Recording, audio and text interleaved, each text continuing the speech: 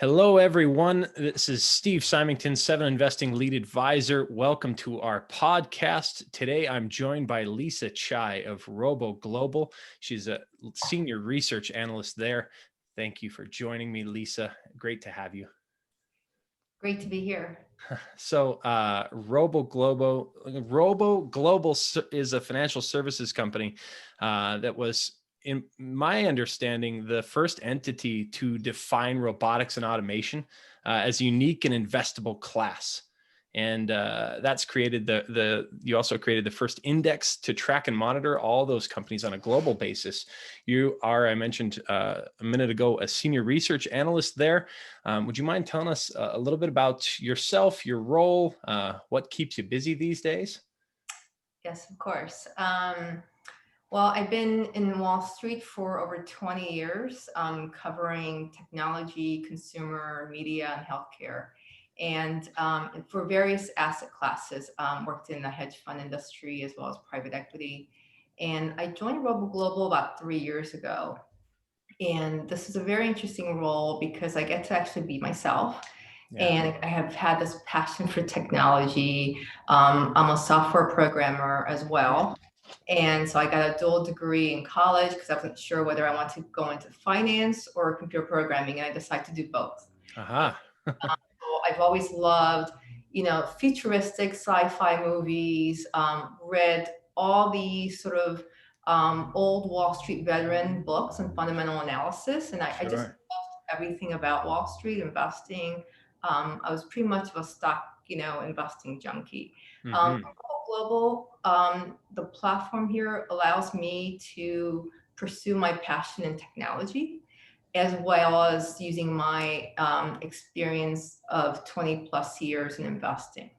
So so I joined the team about 3 years ago, and we're very unique in that we have terrific, members in the research team with buy side and research backgrounds, as well as we have 9 strategic advisors who have PhDs in computer science. Mm-hmm. And they're the sort of the world leaders in robotics and artificial intelligence. So we collaborate very closely in everything from methodology and constructing index strategies, as well as just asking them about what's new in autonomous driving, what's new in the drone world.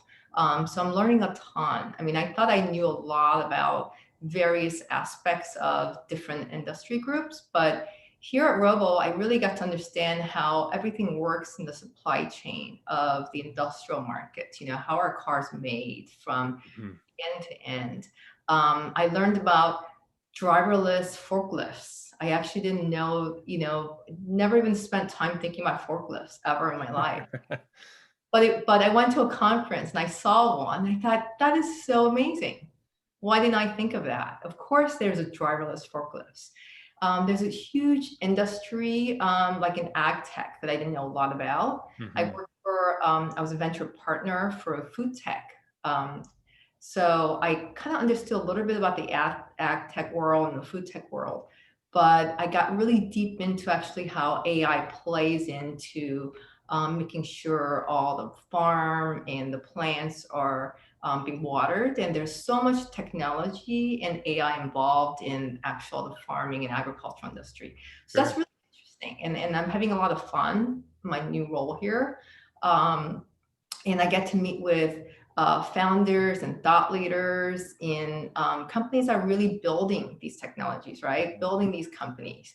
And that's sort of the insight that we really want. We want to provide our investors with this type of insight that we're getting through our network of kind of the technology founders and developers. So it's been a great time, and as you know, the market's been very volatile, but it's been very interesting as well. And there's so much innovation going on right now. So we're very excited.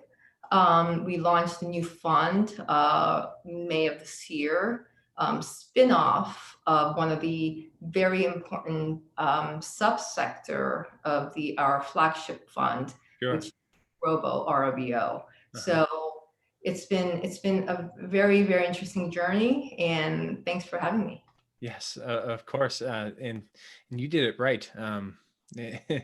With software engineering and finance, I ended up I was a software engineer by trade when I left college, but I was a math guy in college, and my pivot to finance came a lot later. So kudos for your foresight there. And so on that note, you refer to Robo Global's approach as a pure play AI strategy. And that's something near and dear to my heart. I used to work on old neural networks and lidar analysis software and machine learning. And now as an investor who relishes finding companies that are utilizing AI to the benefit of their industries, can you tell me more about that AI pure play strategy and how it's different from others that are on the market right now? So when I was talking about earlier about the subsector that we spun out, Yeah. we were wondering why the subsector was performing so well versus the other subsectors of the 11 subsectors of the Robo index strategy. So when we dug a little deeper, we found out, we saw really interesting signs of AI moving from kind of an experimental phase to commercial application phase with very strong use cases. Yeah. So we spent many months sort of putting together this index strategy and identifying sort of all the companies that play a key role in the AI ecosystem. And very much like our culture of having that exposure of the diversification of so various market caps and regions, those are very important to us. So none of the companies in the index is more than, let's say, over 2%. So we're trying to give up kind of a broader AI ecosystem exposure. At the same time, we have our scoring system that allows us to really be a very pure play AI strategy. So think about companies that are developing AI infrastructure, and those companies are leveraging AI to go after sort of massive revenue opportunities. And many of these companies may not even survive or exist without AI capabilities. So we were at first thinking, maybe can we even come up with more than 20 companies? When we dug a little bit deeper and started measuring companies based on their revenue purity around AI, technology leadership, market leadership, and also sort of the CapEx and R&D investment around building the AI systems. So when we put those factors together, we actually came up with about 70 companies. And we found out the outcome of that was about 70% US and 30% international in various market caps. It's not something we decided, hey, you know what, we want a larger market cap tilt, we want a larger tech exposure. It was really just the outcome, because we really want to give a real pure kind of a snapshot of how AI is being played today and where are the resources and development happening around the world. So we think that's, relative to what we've seen from our competitors, I don't think anyone actually has these type of factors. Yeah. The type of analysis that we also do. When we look at market leadership, it has to be number one or number two player. And also technology leadership is very important, because we need to know that we believe that while AI adoption is at the early innings, some of the areas, let's say in financial services, a little bit more mature than other industries. Yeah. So how is technology been developed, and how long have they been building this capability? So we look through job postings and looking at organizational structure. We looked at angel list. We looked at many different companies that are acquiring and building a portfolio, but they're not talking about it with investors. So we actually really dug very deep, and we had a very, very big, active research process around that. And these scores are basically kind of managed very frequently and very live, very real-time data. And but we don't actively manage the strategy. So we reconstitute and rebalance every quarter, because we think it's very important to kind of look at this lens of AI in a long-term strategy, rather than trying to pick a couple winners for the next couple quarters. Yeah. Maybe there are many different funds that could do that, we believe that our core kind of strength is around, finding companies that could grow over the next 5, 10 years. Sure. And having a very, let's say, strong kind of financial position to navigate through tough times. So there are many different factors that we really kind of put into our factoring the scoring system. So we think that THNQ Think Score is very important, and we have this internal database. We've managed all of the members of the team could take a look and see who has Lisa been talking to, why did she change these scores. So that process is very, very strong. And we stick to sort of what our core strategy is to give that diversification, that exposure of AI. Sure. A few things come to mind right away. I love first your long-term view. Our listeners will tell you right away that they know just how much we appreciate a longer term view. We talk about not putting money to work in the market that someone's not going to need for at least 3 years or so, preferably longer. I can name several companies I've owned in my own portfolio for more than a decade now. But I love the 5 to 10 year view. And also, that interesting thought process when someone starts to do research and you think, oh, are we going to be able to find 20 companies? And you come up with 70. It reminds me of something I was talking with Chris Mayer, author of 100 Beggars a few months ago. And he was saying, the problem becomes, if you can't find an adequate number of promising investments out there, even in any niche like this, the problem is I think you're not looking hard enough. So it's fantastic that you're really opening it up and you're able to narrow it, or you're able to find so many businesses. And this is a nascent market niche. And I say that with finger quotes because we both know that AI and robotics and automation have effectively permeated almost every industry already. And it's hard to call them a niche anymore, but can you speak a little bit to the importance of educating and informing people on where to invest in the world of AI? Like how do they narrow that down? Why is that important as far as education goes?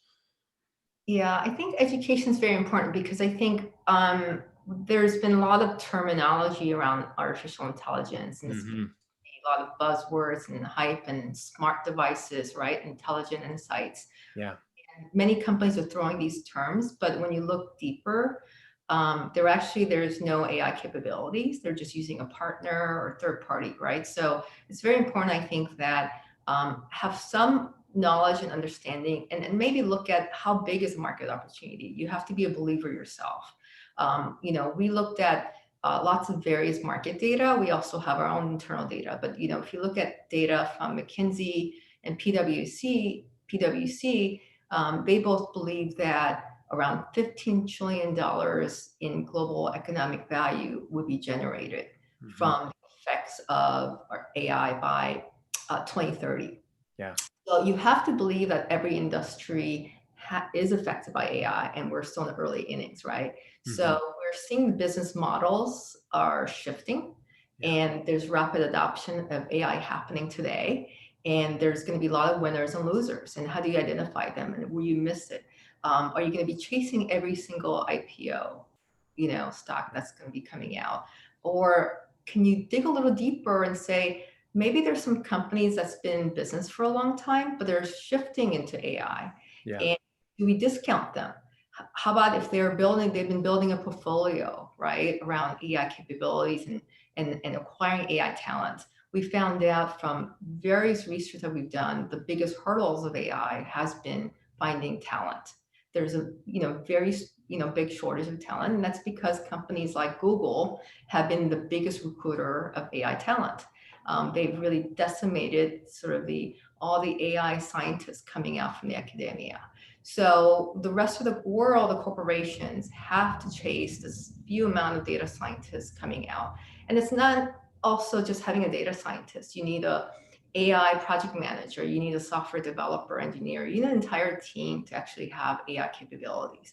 So we're finding companies that are building tools and applications. So to mainstream AI into your organization, into your business process.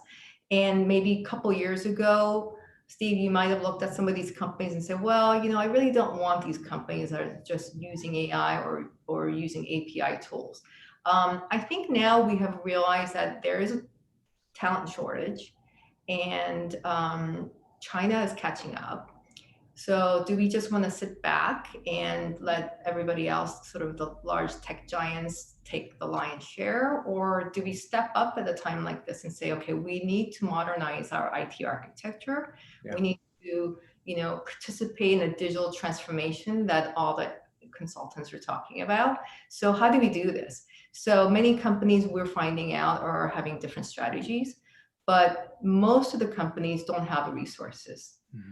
Build AI capabilities. So we're starting to figure out what companies are a little bit ahead of others. So, and the work that we've done over the last few years kind of showed that these 70 companies in our portfolio, while it's diversified, many of them are mature in terms of having the AI capabilities.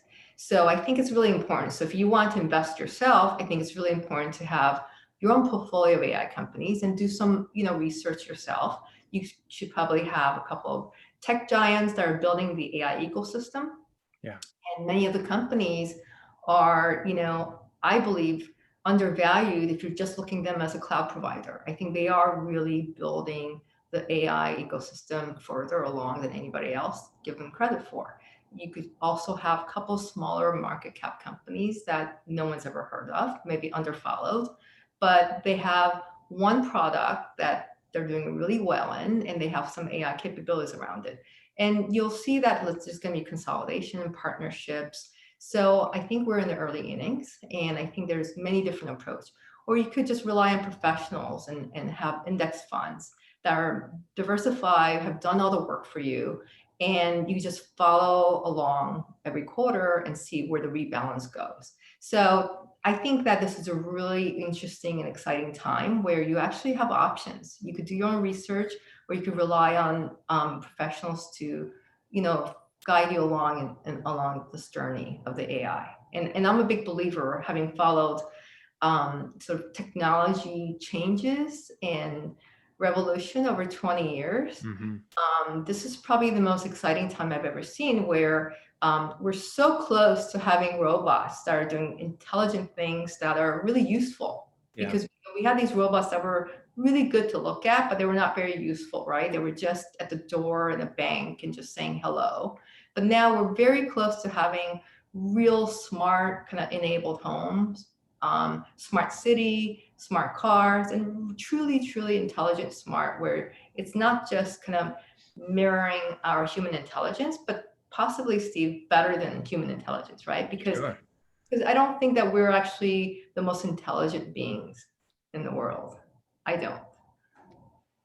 That's a really interesting point, and I think that's something that I believe we're very close to an inflection point when it comes to computing power and actual real AI. And I spoke with Colin Angle, CEO of iRobot, last month, and he was talking about positioning their company, iRobot, as sort of the central unifying source of spatial awareness in the home, and people just want things to work.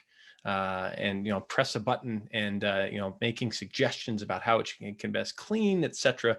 But yeah, I think it's a really exciting time to be an investor, especially when you're looking at tech and AI. And I would like to talk about some specific names that you might be interested in. But first, speaking of specific applications, you sent over a white paper that was great. It was chock full of fantastic research that you wrote on autonomous vehicle technology. And I'd love to hear your thoughts on the state of that market and how investors should think about approaching it. So it took me many months to actually do the white paper. I thought it was going to be quite easy, just because space. Because we have some exposure around some of the autonomous system within the software side, as well as sensing technology. So I thought, hey, I know where we are. But what I found doing this report, and I collaborated with several of our strategic advisors who are doing real extensive research in their academic departments. Mm-hmm. One of our advisors, she runs the AI department at MIT, and Uh-huh. they have a lot of very interesting work over there. And she really helped me understand where they are in helping the technology evolve, really in that deep learning phase, train the data enough where it could mimic our intelligence, but not just intelligence, but emotions, picking up kind of that human cues, and I didn't really think about it that way. I thought, let's build a technology. I know who's got the technology, who's got the, the system, who's got the software, and why can't we just put it out for pilot test? So where we are today is that we're in level 3, which is not even really semi-autonomous. It's maybe like a quarter autonomous, where we have some capabilities of self-driving, but you really need a human driver to navigate. Sure. We're going into level 4 in some applications, like in the commercial side, let's say delivery trucks or ride hailing. And then level 5 is where we really want to be at, which is fully autonomous, no human intervention involved. Yeah. That is about 10 years away from our research. And the reason for that is that the science behind autonomous system is quite complex. And that's something that, that surprised me. Aside from regulation around the world that we still have to go through, every state, local, countries have different regulations. Some countries haven't even looked at the technology yet. So we have some of the software and hardware to enable fully autonomous, but then we don't have the regulation. And also the software itself is having a little bit of problems right now. It really is having a lot of bias. It needs a lot more training. It needs more trial and error. So it needs a lot of bad data. Sure. We are too worried about accidents to give AI bad data, right? So we have a lot of good data on what good driving should be, but we don't have enough bad data. And bad data means some accidents and some injuries and car crashes. And that's really not good for any of the companies that are involved. Yeah. And also the national safety transportation, they have their data on what they want in terms of safety and on the trial. So there's a lot of complexity around it. But what was really good to know is that we do have the technology, we just need more data, and that's going to come. So companies like Waymo One, funded by Google, has really outpaced everybody else. It's really hard for anyone to catch up to them at this point. Some of the Chinese players, like Tencent and Baidu, they have their technology as well. So they're not that far behind, by the way. Have the government backing. So they're really catching up. And then we have Amazon that made a very large acquisition this summer, 1.2 billion for Zoox. And they commented that they're going to go into the ride hailing service and not delivery. And then just last week, they said, yes, they're going to go into delivery trucks, which wasn't a big surprise to all of us following it. Mm-hmm. And then yesterday, Apple came out with their news that indeed they did, yes, cars. So what's exciting is that while we believe that true autonomous technology, and for you and I to be able to purchase a car and drive fully autonomously won't happen for at least 10 years, but we are pretty safe to say that by next year or so, we'll see fully autonomous vehicles out there, whether it's in a drone type of format, whether it's a delivery robots that's on your sidewalk, or whether it's in supermarkets that's doing a lot more than just scanning the shelves. We're actually going to see a lot more of this happening around us. So the industry is very dynamic. The tech giants have spent billions on it. You got venture capital investing 10, 14 billion in the last 18 months in the space. And the other companies are realizing, wow, we can't be left behind. So they're also partnering, investing. So this industry is so dynamic and things are evolving so quickly that I feel like every week there's going to be some news around autonomous system and technology. So I think there's a lot of progress to be made. I think there's a lot of progress that's already been made. I was actually pretty bullish coming out of the report that we have many companies that you could actually have exposure to. You could go through the larger companies like Amazon, Google, and Apple, or Tencent, or you could go for some of the smaller companies that are just providing maybe the software technology or the voice recognition technology. So there are many different ways. We actually didn't launch the AI strategy to have autonomous, driving as even a subsector. It actually didn't occur to us. However, while doing the white paper, we realized we actually had quite a bit of exposure because we did look at companies that had revenues around AI. We had companies that had put investments around AI capabilities. So the outcome was that we actually had about 7 or 8 companies that had very strong connections and key beneficiary of autonomous vehicle technology progressing nicely over the next several years. So very exciting, and I think we should all, if we do this call again, this podcast in the next 3 months, I bet you there's going to be a lot more announcements from that. Yeah, that's a lot's changed over the last couple of years. I actually had a chance to go down to Southern California a couple of years ago and spoke with one of the co-founders at GM Cruise and executives at Baidu and then Waymo, and they all sort of, a few of them expressed some skepticism, that, for instance, that Tesla would be able to do this without LiDAR effectively, and but now we have the rewrite and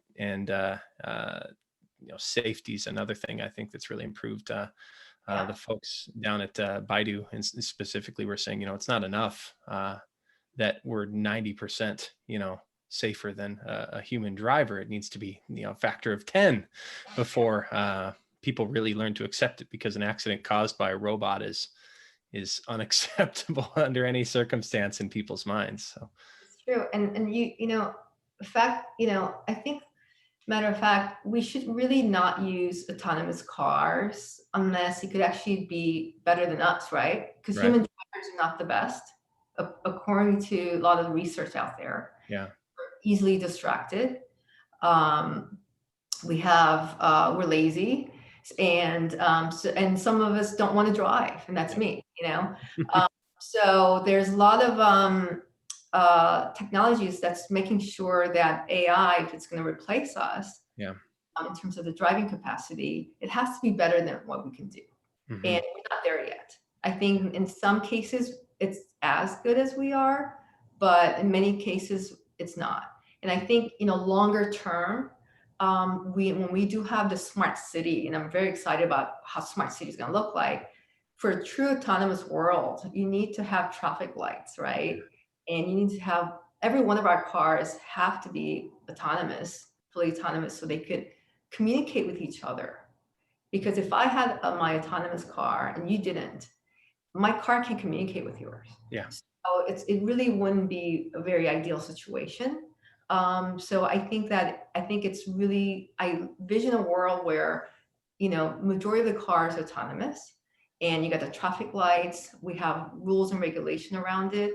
And I think that's going to be very interesting. And I think it could happen in the next, 10 to 15 years to have some cities to have some of that smart city grid. Yeah. And I think some of that's going to take time to collect real world driving examples for these neural networks to really learn and improve. And I remember talking with the folks at NVIDIA, and they were saying, that how many billions of miles they've collected in simulation. But at a certain point, then you run into things in the real world that it's very difficult to simulate. And Max Jetsko, he's in Pittsburgh, and he's talking about the Pittsburgh left, I think he called it. There's this strange sequence that they follow there that the rest of the country doesn't really, and it's been messing up autonomous vehicles, because they're like, how do we handle the Pittsburgh left, the stoplight? I think it just takes time, but we will get there. So I'm excited for it, not just to enable us to be lazy, because most of us are, especially software engineers in my mind. We try and find the easiest way to do something in the fewest number of lines of code. But also, for people who are disabled, who can't, might not be able to drive. Actually, my middle son is disabled, and I'm not sure if he's going to be able to drive. So he's only 10. But this 10-year time frame sounds pretty good to me, because I'd love to be able to, put him in a vehicle and not have to worry about what's going to happen.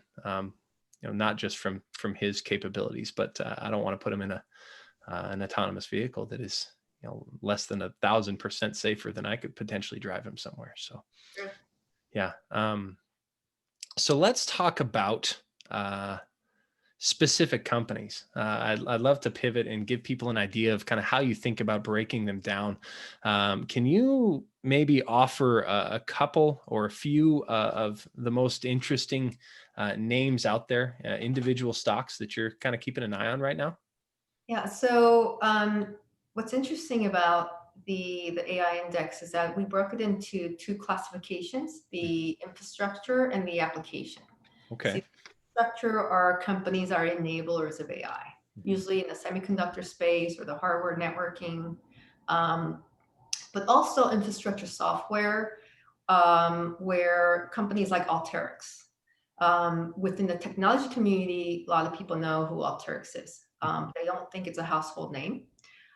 It's a company that are basically an enabler of AI. They build tools for that mainstreaming of AI that I talked about earlier, which is really important because enterprises and organizations don't have the resources to have their own AI capabilities. So their software allows data scientists and big data analytic teams to collaborate with each other to discover that database insights and deploy machine learning codes.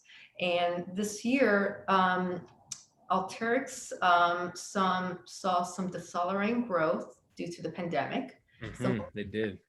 of the AI projects got pushed out as organizations kind of prioritize their technology spending for work from home situation.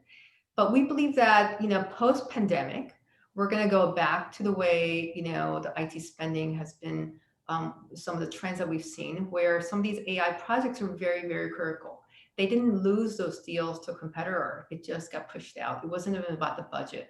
So we think that this company, while it's been around for a while, they're very well managed. I think that post pandemic, AI projects are very important. We saw massive migration to the cloud this year. And that's going to cause a lot of problems where, okay, all of our data is in the cloud. What do we do now? We need to extract intelligent data out of that, help businesses improve their decision-making process. And companies like Alteryx has solutions for that. So that's one of the companies that we have that I think people should take a look at. On the other side is the application side. These are companies that are users of AI. And Hubspot is one company that I like to highlight, which is this 15 years ago, this company was founded just with a marketing application software company. Yeah. Now they are a marketing, sales, and services platform company with over 86,000 customers in 120 countries. They have developed AI capabilities to help clients execute sales and marketing strategies, and think about lead generations and closing deals. So it gives you transparency and visibility, and also helps you navigate through the whole sales process, booking the meetings, giving you insight as to how many times your potential customer opened that email and how long he spent time looking at it. So that type of data, I think, is very valuable. They've been slowly incorporating AI and machine learning tools throughout their platform, and now they're starting to offer that to their clients. So some of the technology is in-house capabilities that they built, and some are acquired. So we think that here's a company that's been one of our, good performers this year, up 160% year to date. They're growing 30-40%, sales, and we think that they could continue the momentum over the next few years. They are trying to compete in that Salesforce space, in that sales type of platform. But in terms of marketing, they're actually probably the best of breed technology platform provider in the marketing side. So HubSpot is one. I think it's also not a household name. I think you have to have some type of business or commerce to know exactly what HubSpot does. But people that we've spoken to, users of HubSpot, love the technology and some of the AI that they're starting to see that's being incorporated. So I think here's a company that you're not too late with it. They're just starting to see the revenue kind of growth coming out of the AI, capabilities. Wonderful. So Alteryx, ticker AYX for anyone wondering. HubSpot is HUBS. And yeah, both very intriguing businesses. And for what it's worth, we agree. Those are really interesting stocks that people should be keeping an eye on. So that's really fantastic. Thanks for sharing. And I think that about wraps it up. I love ending on those couple names to watch. Thank you so much for joining me today, Lisa. It was a pleasure. Thank you. Had a great time. And thanks everybody for listening. Again, we are 7 Investing. I'm Steve Symington. We're here to empower you to invest in your future.